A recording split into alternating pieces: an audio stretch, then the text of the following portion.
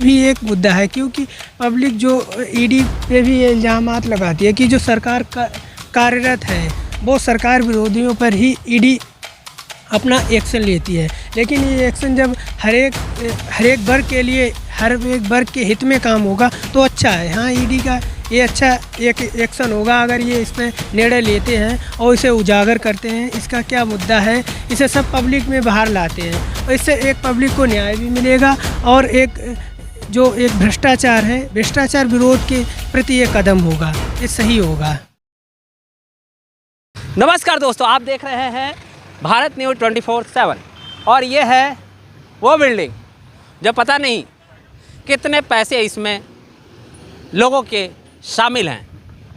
और मामला जो है लगातार जैसे मैं प्रसारित करने का प्रयास कर रहा हूँ, लगातार जानने का कोशिश कर रहा हूँ कि किस तरह से जो है आशीष भल्ला ने अपनी कंपनी को इस कंपनी में कन्वर्ट करके जो निवेशकों का पैसा है, जो जिन्होंने अपने मतलब काफ़ी कीमती पैसे को इस कंपनी में लगाया और उसको कहीं ना कहीं दबाने का और उसको कहीं ना कहीं ठगने का जो एक घृणित क्राइम किया है, जो घृणित एक अपराध किया है, यह अपराध के मापदंड पर प्रसारित दिखता है। बहरहाल आज मुझे जैसी सूचना मिली श्री विपुल गुप्ता जी की विपुल गुप्ता जी ने मुझे तुरंत सूचना दी कि यहाँ पर भूटानी इस ग्रुप में ईडी की रेड पड़ी है और वहाँ काफ़ी सारे अधिकारी हैं और भी WTC के जो आंदोलन करता है वो भी अभी मेरे साथ थे, लेकिन कुछ बोलने से डर रहे थे। शायद वो डर ये हो कि ईडी की जो निरीक्षण है, ईडी के जो जांच की प्रक्रिया है वो कहीं ना कहीं बाधित ना हो जाए। 7वें फ्लोर पे ये सारा कुछ ड्रामा चल रहा है और अब लड़ाई जो है आन बान शान की शुरू हो चुकी है। दिल्ली में देखा जाए तो रेखा गुप्ता जी ने सत्ता को संभाल लिया है और लॉ एंड ऑर्डर एक बार फिर से वापस आ गया है। तो अब दुनिया से जो है अब ज़्यादा देर तक भागा नहीं जा सकता और मोदी जी खुद तीसरी शक्ति के रूप में अपने आप को साबित कर रहे हैं। तो बहरहाल हम आपको और भी बहुत सारी जानकारियाँ देंगे। हमारा वीडियो आपको कैसा लगता है कमेंट सेक्शन में ज़रूर बताएं। तो इस तरह से देखिए, लगातार हम अपनी बात को रखने की कोशिश कर रहे हैं और इसकी जांच पड़ताल जारी है। ईडी का रेड पड़ा हुआ है 7वें फ्लोर पे और देखिए हमारे साथ इस तरह से काफ़ी लोग जुड़ने की भी कोशिश कर रहे हैं। हालांकि इधर कैमरा दिखाना मैम, इधर लोग जुड़ने नहीं दे रहे हैं, ये सिक्योरिटी रीजन बता रहे हैं। मुझे समझ में नहीं आता कौन सा सिक्योरिटी रीजन पढ़ाते हैं। हम फिलहाल आम आदमी से बात करते हैं। सर, जिस तरह से गरीबों का और मध्यम वर्गीयों का पैसा आज की डेट में बिल्डर्स लूट रहे हैं, क्या गरीब इस महंगाई में जी पाएगा? जी, महंगाई की बात एक अलग है, लेकिन ये जो पैसे को इस पिछले बीते दिनों से देखते हैं तो ये कई खबर सामने आती हैं, इस पर ध्यान नहीं दिया जा रहा है।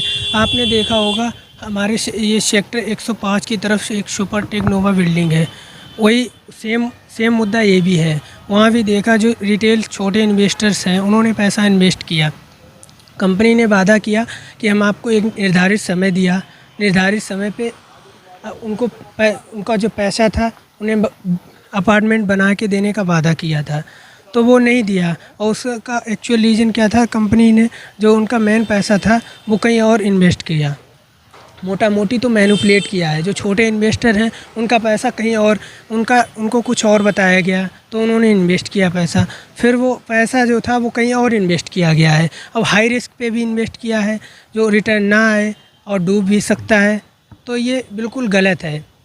इस पे जांच होनी चाहिए। कंपनियां ये करती हैं तो 7वें फ्लोर पे जांच चल रही है क्योंकि ये मामला बहुत पुराना है, शायद आपको नहीं पता हो, क्योंकि हम ही जागरूक करते हैं लोगों को और न्यूज़ चैनल की ये जिम्मेदारी भी बनती है। 7वें फ्लोर पे बहुत सारे मध्यम वर्गीय परिवार के लोग ईडी की रेड में अभी शामिल हैं, तो इस तरह की कार्रवाई भी चल रही है। हाँ, ईडी भी एक मुद्दा है, क्योंकि पब्लिक जो ईडी पे भी इल्ज़ामात लगाती है कि जो सरकार कार्यरत है वो सरकार विरोधियों पर ही ईडी अपना एक्शन लेती है। लेकिन ये एक्शन जब हर एक वर्ग के लिए, हर एक वर्ग के हित में काम होगा तो अच्छा है। हाँ, ईडी का ये अच्छा एक एक्शन होगा अगर ये इस पर निर्णय लेते हैं और इसे उजागर करते हैं, इसका क्या मुद्दा है, इसे सब पब्लिक में बाहर लाते हैं और इससे एक पब्लिक को न्याय भी मिलेगा और एक जो एक भ्रष्टाचार है, भ्रष्टाचार विरोध के प्रति ये कदम होगा, ये सही होगा। चलिए, आपसे बहुत ही अच्छा लगा। आपके विचार, क्या नाम है सर आपका? मेरा नाम सुमित थामा है। सुमित जी, जिस तरह से मतलब सरकार, देखो सरकार जब संज्ञान लेती है तो थोड़ा टाइम तो लगता है, लेकिन लोगों को न्याय मिलता है जी। इसके बारे में क्या विचार है?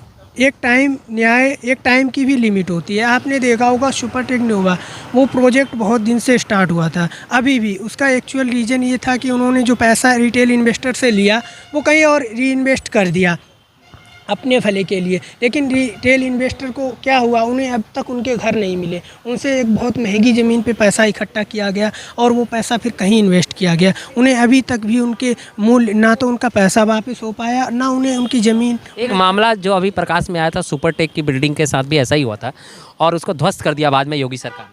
हाँ, वो भी ध्वस्त किया गया। उसमें तो कई पैरामीटर जो सरकार के थे वो उन्होंने फुलफ़िल नहीं किए। उनके अकॉर्डिंग टू रूल उन्होंने उसे बनाया भी नहीं, ठीक है। और तो वो केस था ना, वो कोर्ट में चला, फिर कंपनी हार गई तो वो उसे गिरा दिया गया था। मतलब इस तरह का एक कार्यक्रम ही चल रहा है, लेकिन सरकार के कहते हैं कि थोड़ा टाइम तो लगता है, लेकिन उसकी लाठी में आवाज़ होती है। हाँ, टाइम लगता है। अगर ये सरकार की जो भी ईडी है ये सब सही से काम करेंगे तो ये इस पे सही दिशा में अगर काम करेंगे तो ये उजागर होगा। जो भी भ्रष्टाचार है इस पे अवरोध लगेगा और लोग फिर ऐसा करने से थोड़ा हिचकिचाएंगे। अगर ये भ्रष्टाचार, मतलब एक लॉ एंड ऑर्डर का डर बनेगा। हाँ, डर बनेगा। अगर ये लॉ एंड ऑर्डर काम करेगा तो लोगों को फिर भ्रष्टाचार कम होगा। वरना ऐसे कैसे लोग, कंपनी के ये रिटेल इन्वेस्टर की ये मानसिकता ये बन जाती है कि हाँ, हम गलत काम कर देंगे और कोई भी एक्शन नहीं लिया जाएगा। तो ये अच्छा कदम होगा अगर ईडी ये खुलासा करता है, तो ये एक रिटेल इन्वेस्टर और आम जनता के लिए जो इनका पैसा है वो उनका पैसा डूबने से बच पाएगा। धन्यवाद। चलिए, बहुत बढ़िया। आपने थामा जी हमारे साथ बात की। तो देखिए, थामा जी से बातचीत हो रही थी।